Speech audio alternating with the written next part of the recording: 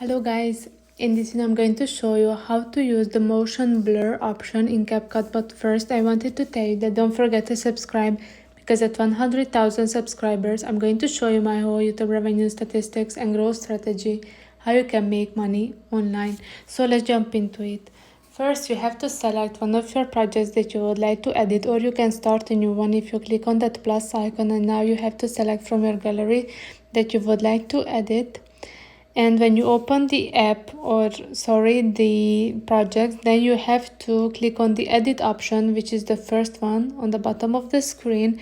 Then scroll to the right until you see the motion blur option. So motion blur, if you do not know, so it means that using pixel shifts to blur the transition between different images, therefore making the transition appear smoother.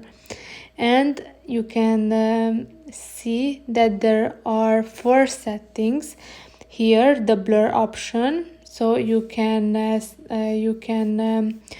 set it up from 0 to 100. The blend, obviously here as well, from 0 to 100. The direction, forward, backward, both, and the times. You have once, twice, 4 times, or 6 times.